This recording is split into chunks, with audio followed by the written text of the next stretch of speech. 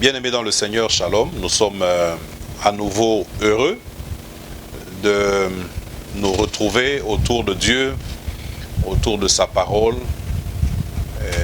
échanger, partager ces moments, partager sa parole afin de tirer édification, de recevoir édification de sa parole. Inclinons nos têtes dans la prière, tous ensemble, et recommandons ce moment à la grâce de Dieu. Dieu notre Père, nous te recommandons cette étude et nous prions que tu nous ouvres l'esprit afin que nous puissions comprendre le sens de ce que tu veux nous communiquer, de ce que tu veux nous enseigner ce soir.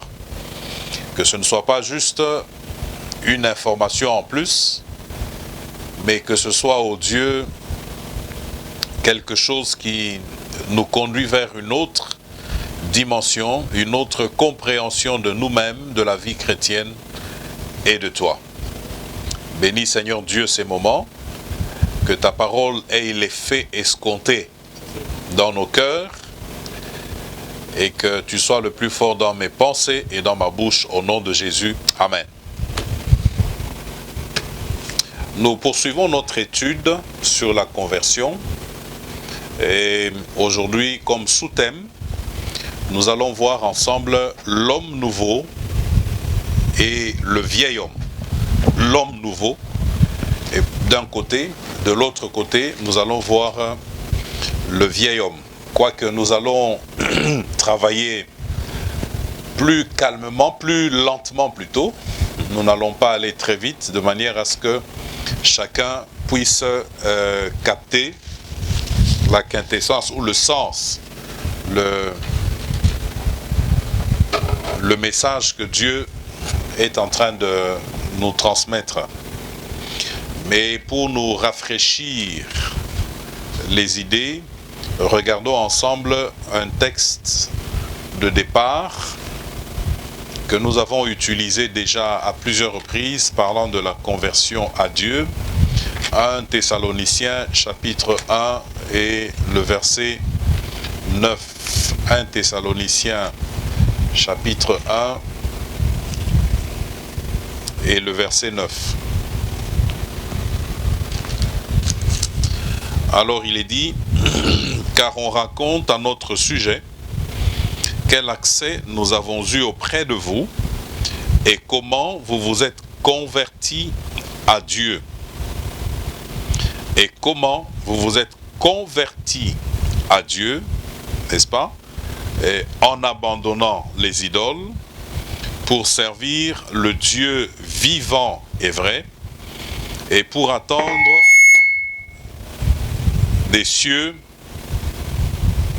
son Fils qu'il a ressuscité des morts, Jésus, qui nous délivre de la colère à venir.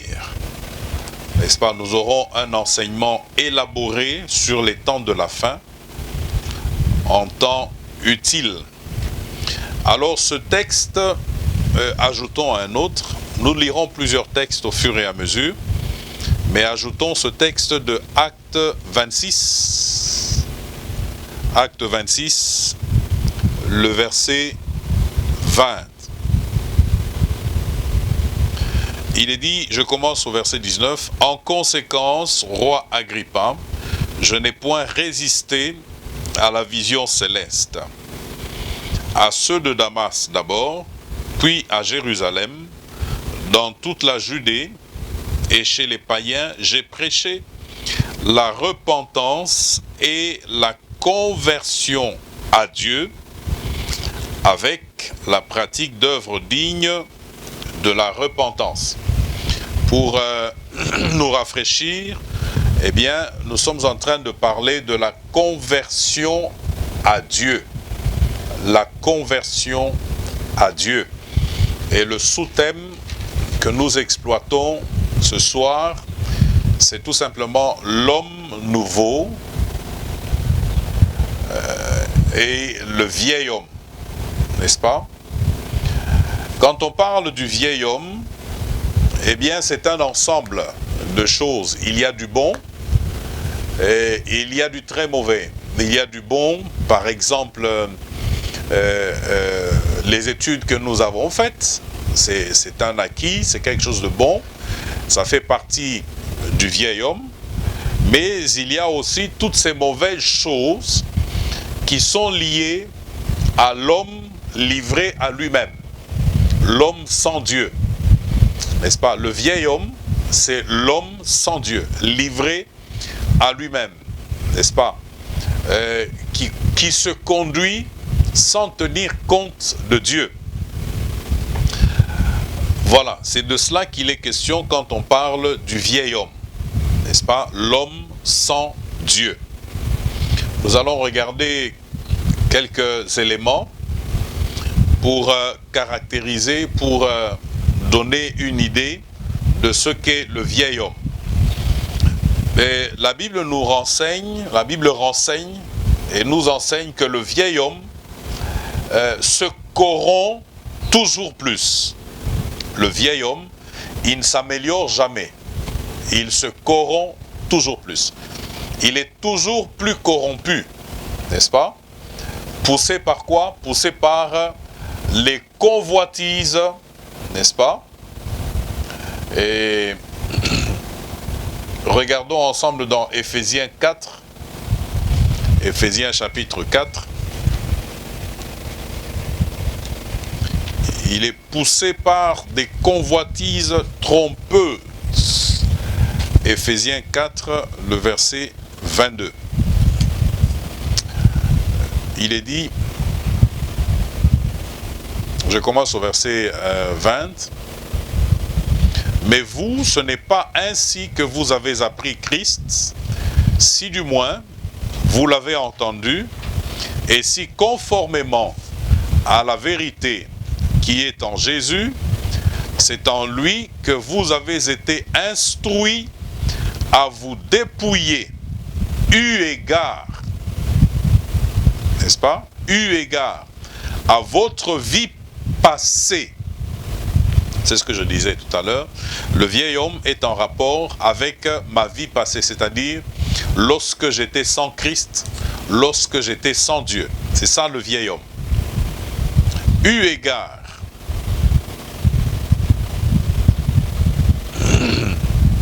à votre vie passée, du vieil homme qui se corrompt par les convoitises trompeuses, à être renouvelé dans l'esprit de votre intelligence et à revêtir l'homme nouveau, créé selon Dieu dans une justice et une sainteté que produit la vérité. N'est-ce pas? Donc l'homme, au même moment, vous voyez qu'il y a quelque chose qui apparaît par rapport à l'homme nouveau. Nous allons revenir là-dessus tout à l'heure. Le vieil homme se corrompt toujours plus, n'est-ce pas? Et le vieil homme est en rapport avec notre vie passée, notre vie sans Dieu, notre vie sans Christ, n'est-ce pas? Et à titre d'exemple, remontons dans la lecture pour voir le verset 17, il est dit, toujours chapitre 4, « Voici donc ce que je dis et ce que je déclare dans le Seigneur. C'est que vous ne devez plus marcher comme les païens. » N'est-ce pas? Vous ne devez plus marcher comme les païens. N'est-ce pas? Qui marchent selon la vanité de leur pensée. Ils ont l'intelligence obscurcie. Ils sont étrangers à la vie de Dieu à cause de l'ignorance qui est en eux, à cause de l'endurcissement de leur cœur. Ayant perdu tout sentiment, ils se sont livrés à la dissolution pour commettre toute espèce d'impureté jointe à la cupidité. Nous sommes en train d'arriver là-dessus. N'est-ce pas? Donc, le vieil homme, il est caractérisé par cela, la vanité des pensées. Il est conduit par la vanité de ses pensées. N'est-ce pas? Le vieil homme, il est conduit par la vanité de ses pensées. Il a l'intelligence spirituelle obscurcie. N'est-ce pas? Et 2 Corinthiens 4,4 nous fait voir que le diable travaille à aveugler l'intelligence des hommes pour qu'ils ne puissent pas voir Jésus, qu'ils ne puissent pas voir, n'est-ce pas, la splendeur de la gloire de l'évangile. Et voilà que ici on nous dit que le vieil homme, n'est-ce pas, ce que nous étions dans le passé, c'est ça, nous avions l'intelligence obscurcie, n'est-ce pas? Le vieil homme, selon ce qui est écrit au 18, est étranger à la vie de Dieu. Il est étranger à la vie de Dieu, n'est-ce pas? Dans Jean chapitre 3, 3 et 5, on voit clairement que le vieil homme est incapable de se soumettre à Dieu. Lorsqu'on lit aussi ici, il est incapable de se soumettre à Dieu. Pourquoi? Il est étranger à la vie de Dieu. N'est-ce pas? Tout ce qui concerne Dieu, pour lui, c'est quelque chose d'étrange. C'est quelque chose qu'il ne comprend pas. Il n'appartient pas à la vie de Dieu. Donc, ce n'est pas à lui que vous allez demander de se soumettre à Dieu et d'obéir à la parole de Dieu. Ce n'est certainement pas à lui que vous allez demander cela. Pourquoi? Parce qu'il est étranger à la vie de Dieu. C'est ça le vieil homme. Il est totalement étranger à la vie de Dieu. Il est ignorant, n'est-ce pas? Et il est endurci. N'est-ce pas? Dans 2 Corinthiens 4,4, on voit clairement que le diable travaille à rendre les hommes de plus en plus incrédules, toujours plus incrédules. N'est-ce pas? Ça, c'est ce que nous sommes avant de nous convertir. N'est-ce pas? La conversion n'efface pas comme cela. Comme dans un coup de baguette magique, la conversion n'efface pas le vieil homme. Il ne disparaît pas lorsque nous nous convertissons. Il faut retenir cela et garder ça présent à l'esprit, n'est-ce pas? Lorsque nous convertissons à Dieu, le vieil homme ne disparaît pas subitement. Non, il est là. Et comme nous le voyons dans ce texte, eh bien, le vieil homme est étranger à la vie de Dieu. Et il est porté sur tout ce qui n'est pas de Dieu. Il est attiré vers tout ce qui n'est pas de Dieu. Tout ce qui est étranger à Dieu attire le vieil homme. N'est-ce pas? C'est pour dire justement que le vieil homme ne disparaît pas avec notre conversion. N'est-ce pas? Vous pouvez voir, j'ai entendu le témoignage d'une personne qui disait qu'elle dit païenne. Et là, il y a une musique encore dite païenne qui est en train de jouer. Elle joue tellement bien qu'à un moment donné, il se surprend en train de tapoter du pied le sol. C'est-à-dire que quelque chose en lui est en train de répondre à la musique qui est en train de jouer. Et sans s'en rendre compte, il se retrouve en train de taper le sol au rythme de la mélodie, au rythme de la musique qui est en train de jouer, n'est-ce pas? Et ça, c'est des choses que l'on entend régulièrement. J'ai entendu une dame en train justement de parler de ces choses. Elle dit, mais j'étais dans une fête et puis à un moment donné, la musique a tellement bien joué que je me suis surprise en train de dire Alléluia. N'est-ce pas? Est-ce qu'on dit Alléluia? Voyez-vous, ça c'est le vieil homme en nous qui nous pousse par moments à faire des choses totalement regrettables. N'est-ce pas? Ça c'est juste un exemple banal parmi tant d'autres. N'est-ce pas? C'est un exemple banal parmi tant d'autres. Alors, le vieil homme, il est dit animal. Le vieil homme est donc dit animal. Quand vous regardez dans 1 Corinthiens 2, 14, Paul parle de l'homme animal, n'est-ce pas? Regardons ensemble 1 Corinthiens 2, 14 et voyons comment l'apôtre Paul est en train de parler du vieil homme. Il est dit animal. 1 Corinthiens 2, 14. Oups. Excusez-moi, j'étais plutôt dans Romains 2, 14. 1 Corinthiens 2, 14.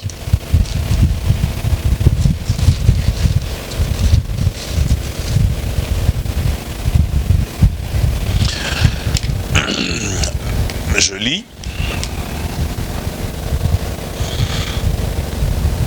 Je commence au verset 10. Dieu nous les a révélés par l'Esprit, car l'Esprit sonde tout, même les profondeurs de Dieu. Lequel des hommes, en effet, connaît les choses de l'homme, si ce n'est l'Esprit de l'homme qui est en lui? De même, personne ne connaît les choses de Dieu, si ce n'est l'Esprit de Dieu. Or nous n'avons pas reçu l'Esprit du monde, mais l'Esprit qui vient de Dieu, afin que nous connaissions les choses que Dieu nous a données par sa grâce. Et nous en parlons, non avec des discours qu'enseigne la sagesse humaine, mais avec ceux qu'enseigne l'Esprit, employant un langage spirituel pour les choses spirituelles. 14. Mais l'homme animal ne reçoit pas les choses de l'Esprit de Dieu. N'est-ce pas? L'homme animal ne reçoit pas les choses de l'Esprit de Dieu, car elles sont une folie pour lui, et il ne peut les connaître, parce que c'est spirituellement qu'on en juge. N'est-ce pas? Les choses de Dieu, c'est spirituellement qu'on en juge. Au passage, j'aimerais relever cet aspect des gens qui veulent comprendre les choses de Dieu de manière intellectuelle, de manière raisonnée, de manière rationnelle. Non, les choses de Dieu, ce n'est pas avec la raison, le raisonnement humain qu'on les comprend. Les choses de Dieu, ce n'est pas intellectuellement qu'on les comprend. Non, les choses de Dieu, on les comprend par les voies spirituelles. Parce qu'elles sont exprimées dans un langage spirituel, étant donné que c'est des réalités spirituelles, elles sont exprimées dans un langage spirituel et elles ne peuvent être captées que dans une dimension spirituelle. Ça, c'est fondamental. C'est vraiment fondamental. Alors, ça serait une erreur totale que de vouloir confondre intellectualisme et spiritualité. Quelqu'un a dit, et à juste titre, et c'est très vrai, que l'intellectualisme est un frein à la foi. L'intellectualisme est un frein à la foi. L'intellectuel universitaire, il parle le langage, n'est-ce pas, de la science, de la raison, mais l'Église spirituelle ne parle pas le langage de la raison. L'Église ou le chrétien, l'homme nouveau, voilà, l'Église doit parler le langage de l'Esprit de Dieu, n'est-ce pas? L'Église doit parler le langage de l'Esprit de Dieu. C'est quand même quelque chose qui me fait souffrir de voir que des fois, les serviteurs de Dieu sont malmenés parce que tout simplement, ils veulent se mettre sur le terrain de l'intellect, sur le terrain du raisonnement humain. On veut débattre de choses spirituelles avec des gens qui n'ont pas la dimension spirituelle, qui sont plutôt dans la dimension intellectuelle, rationnelle. On veut faire un débat, c'est une perte de temps, c'est une perte d'énergie parce que on appellerait cela un dialogue de sourds. C'est-à-dire que vous voulez faire comprendre des choses spirituelles à quelqu'un. Pourquoi est-ce que Paul parle de l'homme animal? Il est l'homme animal parce qu'il n'a pas la dimension spirituelle. Il n'y a pas la connexion avec Dieu. Parce qu'il n'y a pas la connexion avec Dieu, eh bien, il est un homme animal. Bon, ailleurs, on a atténué un peu, on ne dit pas animal, on dit l'homme naturel. N'est-ce pas? C'est-à-dire sans la dimension spirituelle. Évidemment, l'homme, l'animal, il n'a que ça, le corps et l'âme peut-être à un niveau très faible. Il vit dans le domaine de l'instinct. Voilà. Alors, c'est quand même incohérent. C'est totalement incohérent qu'on cherche à rationaliser la parole de Dieu, les choses spirituelles. C'est une incohérence totale que l'on cherche à prendre les choses spirituelles pour les mettre dans un moule intellectuel. Non, ça c'est pas normal, c'est totalement incorrect. Le langage de l'esprit, il est spirituel. Le langage intellectuel reste intellectuel, n'est-ce pas? On ne va pas prendre le spirituel pour le mettre dans l'intellectuel. Non, on va dans le spirituel, et dans le spirituel, quelque part, on se rend compte que tout ce qui est intellectuel trouve réponse dans le spirituel. C'est comme cela que cela se passe. Donc, l'homme animal, n'est-ce pas? Il ne reçoit pas les choses de l'esprit, n'est-ce pas? Je me rappelle encore d'un débat que j'ai vu quelque part, un non-croyant en train de discuter avec un croyant sur quoi? Sur la dîme. Ça n'a pas de sens. Ça n'a aucun sens. Et ça, c'est une réalité qui concerne ceux qui sont dans la foi. Et ce n'est même pas une réalité qu'on doit mettre sur la place publique, n'est-ce pas? Pour en discuter sur la place publique. Seul celui qui est spirituel comprend de quoi il s'agit et il sait agir par rapport à ce qu'il a compris, n'est-ce pas? Donc l'homme animal, l'homme naturel donc, il ne reçoit pas les choses de l'esprit, n'est-ce pas? Il ne reçoit pas les choses de l'esprit. C'est comme aujourd'hui, vous allez en lieu et place publique et vous vous mettez à parler en langue.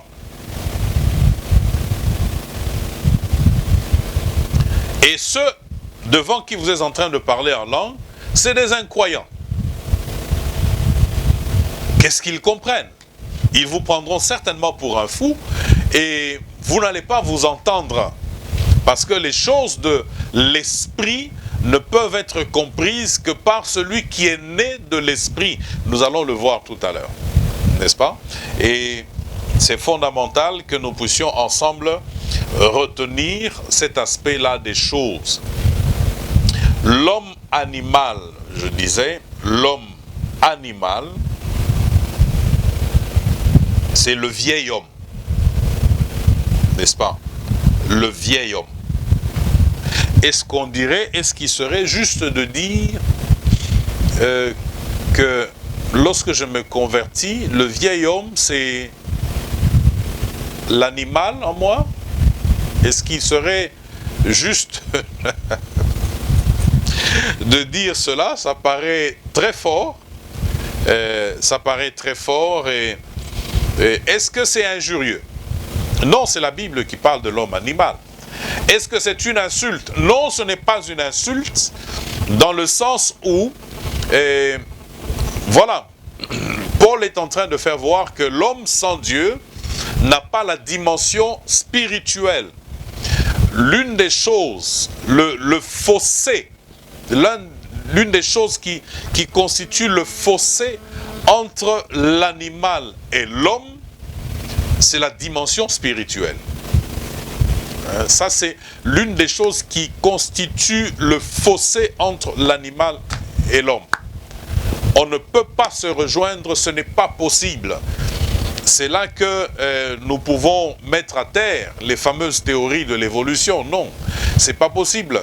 L'homme, il a été créé avec un esprit en lui, cette dimension qu'il n'y a pas chez les animaux, n'est-ce pas? Donc, il ne reçoit pas les choses de l'esprit, il ne peut pas les connaître, et pour lui, elles sont une folie. Elles sont une folie totale, n'est-ce pas? Pour le païen, c'est une folie aller à l'église. C'est une folie, n'est-ce pas? Combien de fois est-ce qu'on n'entend pas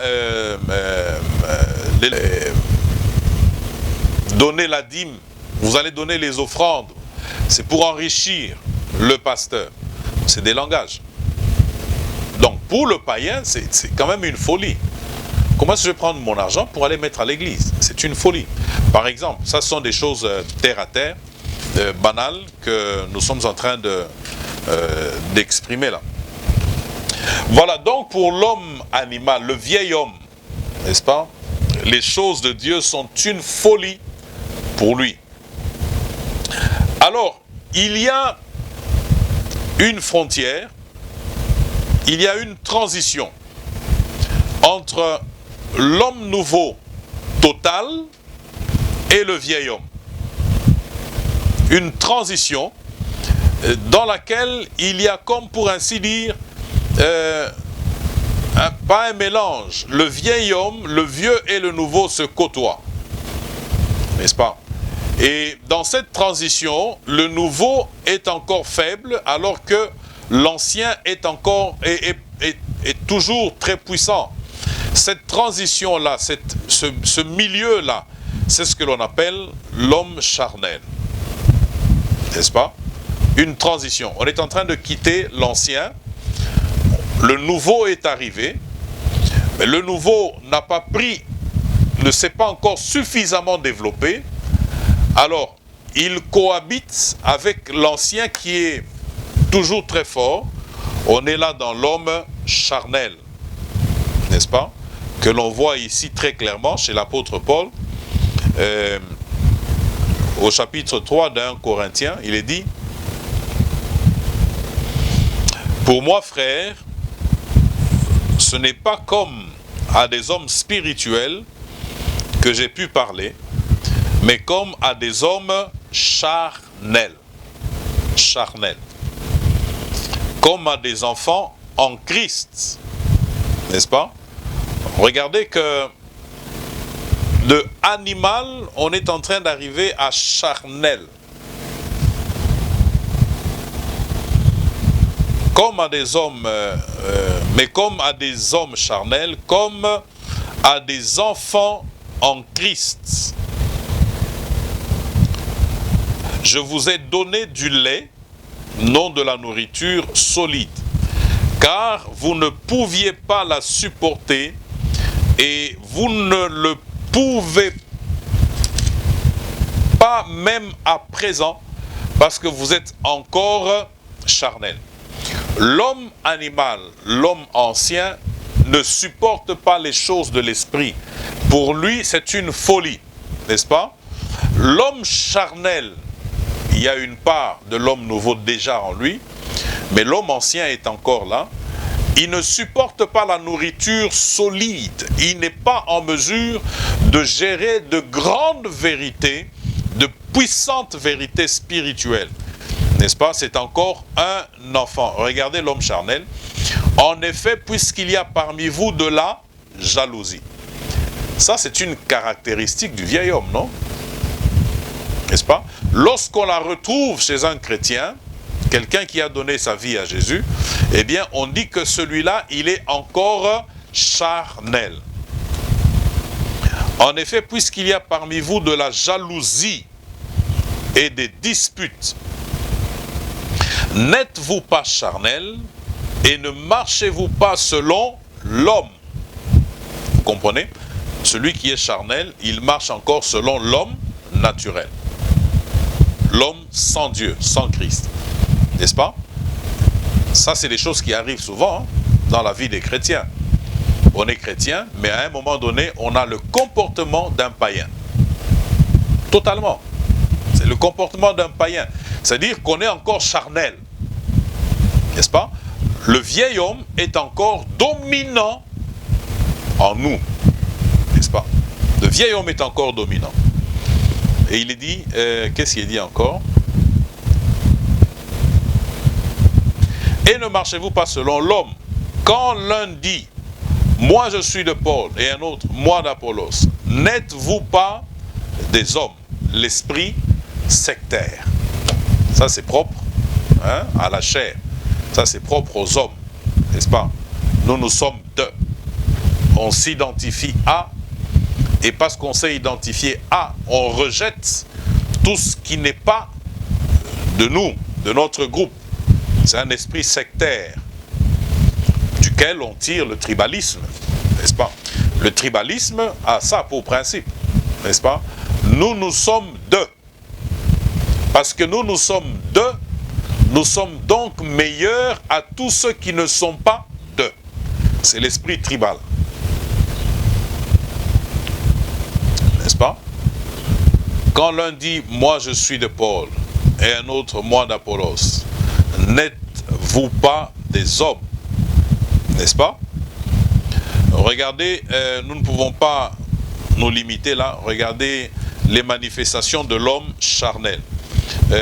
Quand on tournez les pages de votre Bible et regardez le chapitre 5. Ça, c'est une particularité de la chair, du vieil homme qui se manifeste, qui s'impose, qui veut s'imposer dans ma vie chrétienne.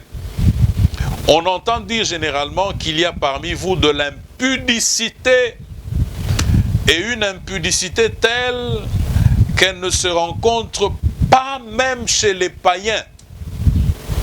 Est-ce que vous comprenez ça? C'est au point que l'un de vous a la femme de son père.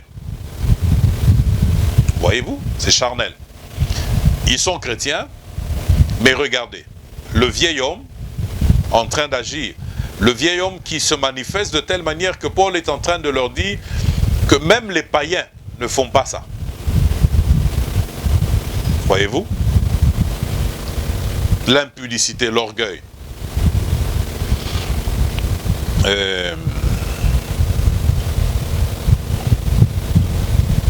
Et vous êtes enflé d'orgueil. Et vous n'avez pas été plutôt dans l'affliction. Quand vous reprenez le texte de Paul au chapitre 1, toujours dans Corinthiens, tout ça c'est pour faire voir l'état charnel, hein, le côté charnel.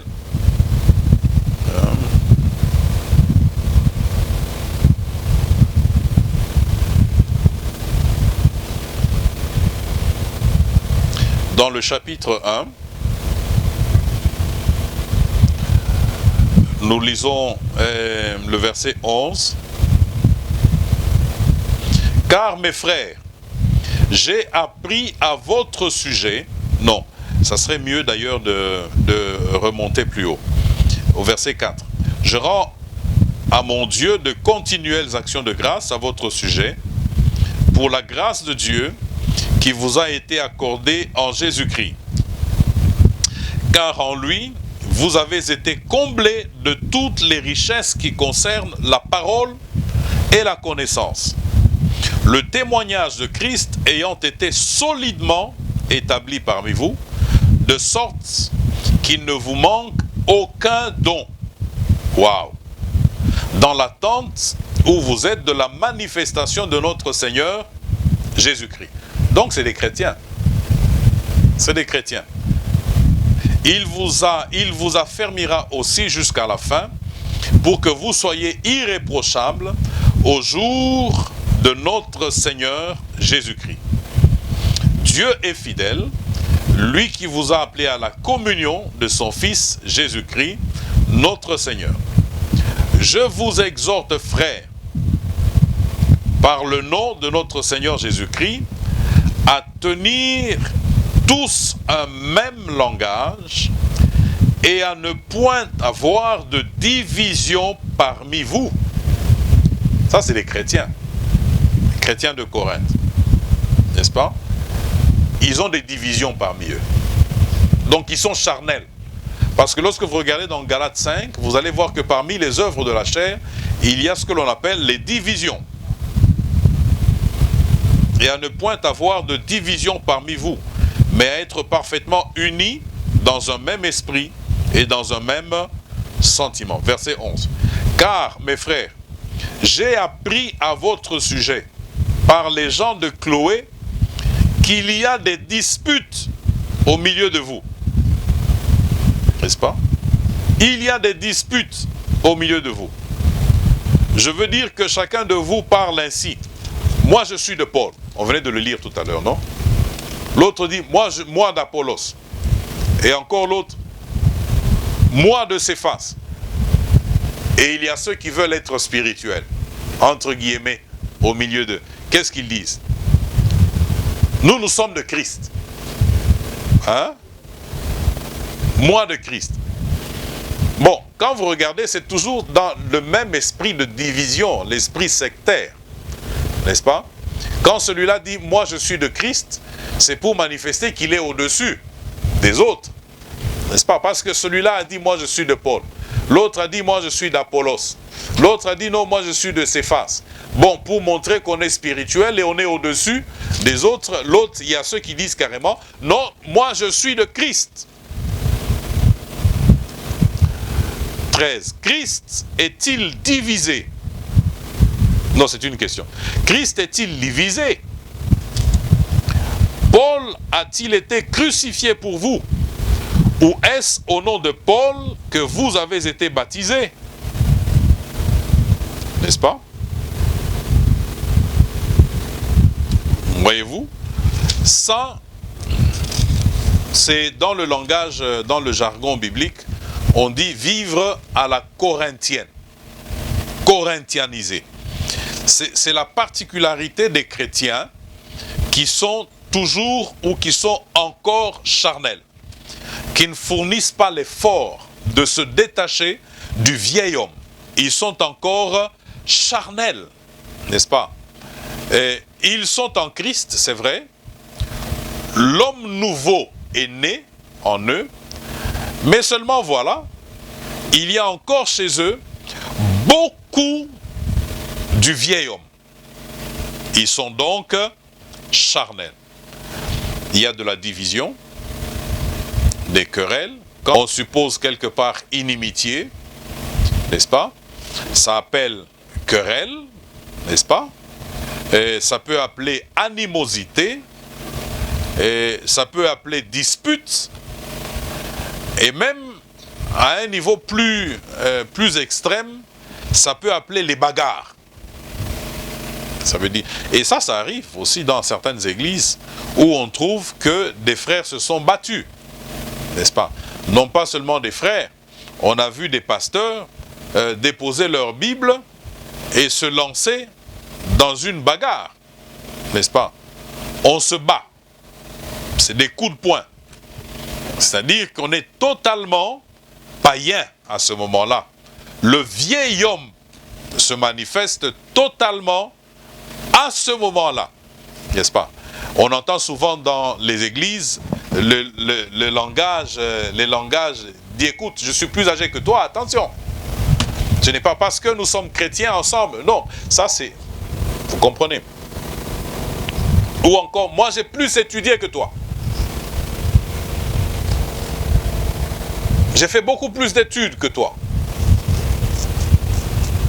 C'est charnel. C'est un langage, une attitude charnelle. Et c'est ça que l'on a trouvé chez les Corinthiens. Et on appelle cela vivre à la corinthienne. N'est-ce pas? Quand vous parcourez tout l'épître de Paul aux Corinthiens, vous allez voir qu'il y a beaucoup de choses qui sont totalement charnelles, que l'on retrouve chez les Corinthiens. Hein? Il y a des choses totalement charnelles.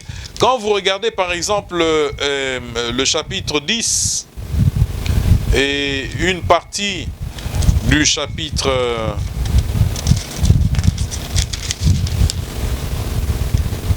11, n'est-ce pas?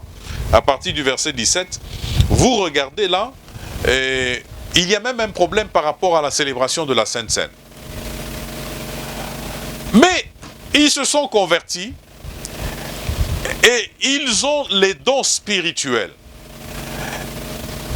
Le chapitre qui nous éclaire sur les dons spirituels, qui nous présente les dons spirituels, eh bien, se trouve dans un message de Paul aux Corinthiens, justement. Le chapitre qui nous éclaire sur le parler en d'autres langues se trouve dans une lettre de Paul aux Corinthiens, justement. Ces gens qui allient au même moment, qui mettent ensemble l'homme nouveau et toutes les particularités de l'homme ancien, ils sont ce que l'on appelle des hommes charnels. Charnels. Ils sont encore charnels. Paul aux Galates, n'est-ce pas, parle des œuvres de la chair. N'est-ce pas? La chair.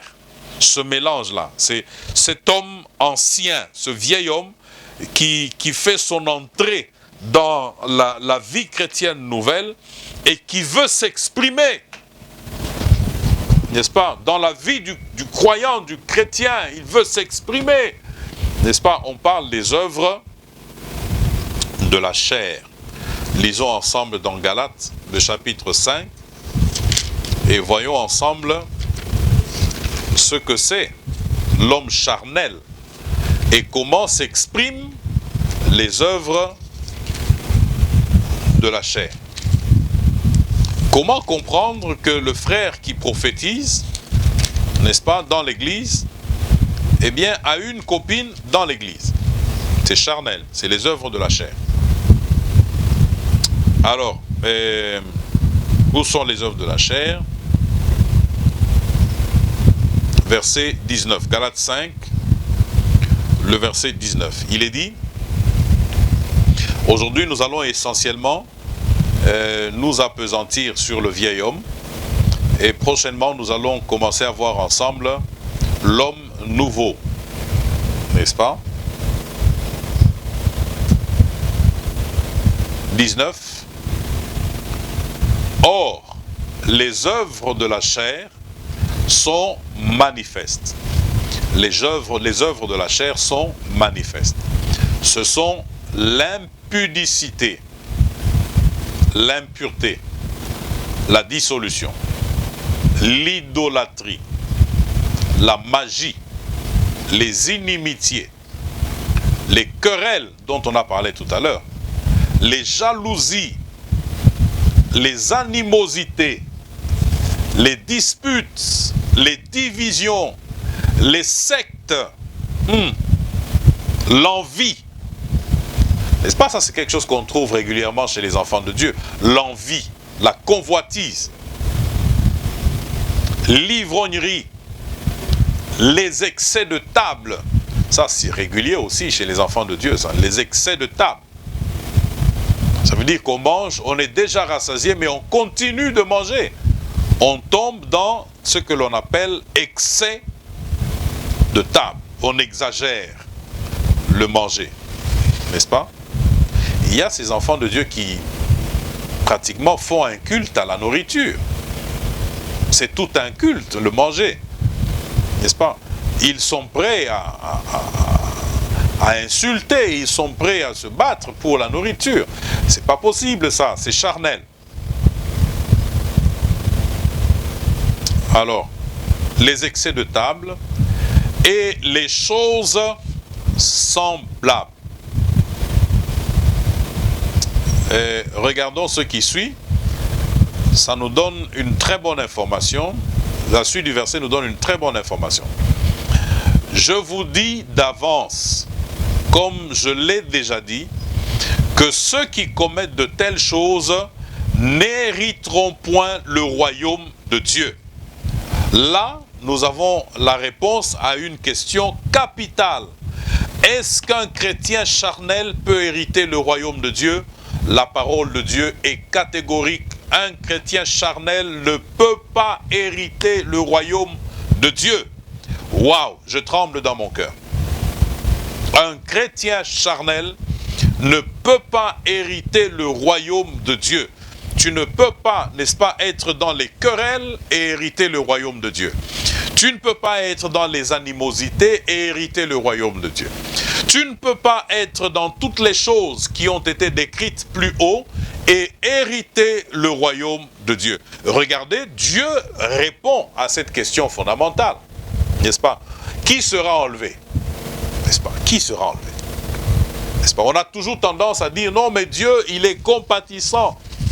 N'est-ce pas? Dieu, il est lent à la colère, il est compatissant. Mais regardez ici, il est dit, qu'est-ce qui est dit? Relisons ce morceau de verset. Il est dit,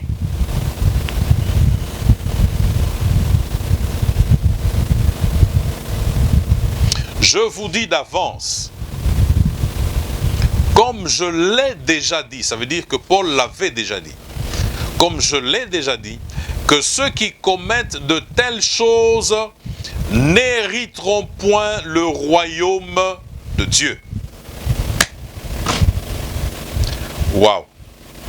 Ceux qui commettent de telles choses n'hériteront point le royaume de Dieu. Pasteur, est-ce qu'un chrétien charnel peut aller au ciel? Réponse, un chrétien charnel ne peut pas aller au ciel. Alors la question alors c'est, mais alors qui? Voyez-vous, c'est donc l'occasion pour nous, le lieu pour nous, de nous exhorter ensemble, de nous exhorter tous à lutter pour dépasser le niveau du chrétien charnel. Luttons pour dépasser le niveau du chrétien charnel. Le chrétien qui marche selon la chair, le chrétien qui laisse le vieil homme le conduire et le dominer. Donc nous devons nous battre. Paul dit que nous devons, dans Éphésiens 4 que nous avons lu déjà tout à l'heure, au verset 23, il est dit,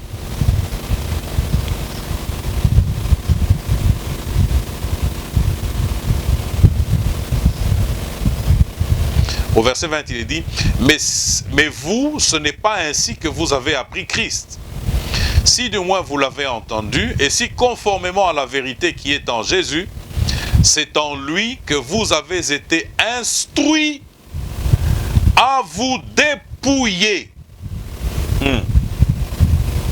À vous dépouiller, eu égard à votre vie passée, du vieil homme. Du vieil homme. Vous avez appris à vous dépouiller, eu égard à votre vie passée, du vieil homme. Paul va encore plus loin. Vous voyez maintenant que lorsque on place toutes ces réalités ensemble, on comprend la force, n'est-ce pas,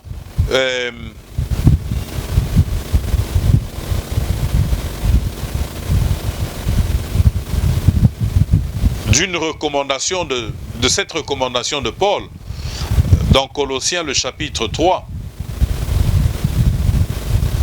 Il est dit au verset 5, faites donc mourir les membres qui sont sur la terre. L'impudicité, l'impureté, les passions, les mauvais désirs, la cupidité qui est une idolâtrie, n'est-ce pas? Ce sont les œuvres de la chair.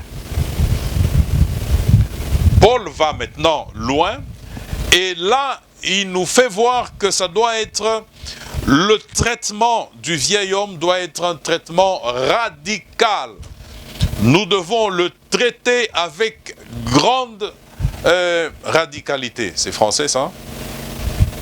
Nous devons être, je dois être radical. Quant à ce qui concerne le vieil homme, je dois être radical. Il est dit, faites donc mourir. Waouh! Dans Éphésiens, il dit dépouiller. N'est-ce pas? Nous verrons plus tard que pour ce qui concerne l'homme nouveau, il est dit que nous devons revêtir l'homme nouveau. N'est-ce pas? Dépouiller. dépouiller. Tout se trouve là, dépouillé. N'est-ce pas? Comment comprendre ce dépouillement? Pour ce soir, nous allons nous arrêter là et nous reviendrons la prochaine fois sur la compréhension de se dépouiller du vieil homme, n'est-ce pas? Faire mourir le vieil homme. Qu'est-ce que je vais faire pour faire mourir le vieil homme? Et se revêtir de l'homme nouveau. Inclinons nos têtes ensemble dans la prière. Père de gloire, merci pour ta parole ce soir. Je la bénis dans nos cœurs, au nom de Jésus-Christ. Fais en sorte qu'elle puisse porter du fruit et fais en sorte, ô Dieu de gloire, qu'elle nous amène vers la dimension que tu souhaites que nous puissions atteindre. Au nom de Jésus-Christ, nous te prions. Souviens-toi, Seigneur, de ceux qui sont malades. Étends ta main. Souviens-toi de ceux qui sont dans le trouble. Étends ta main sur eux, Père de gloire. Accorde-leur, ô Dieu Tout-Puissant, ta vie, ta paix. Souviens-toi de ceux qui sont dans les difficultés. Sois leur solution. Au nom de Jésus-Christ, Amen.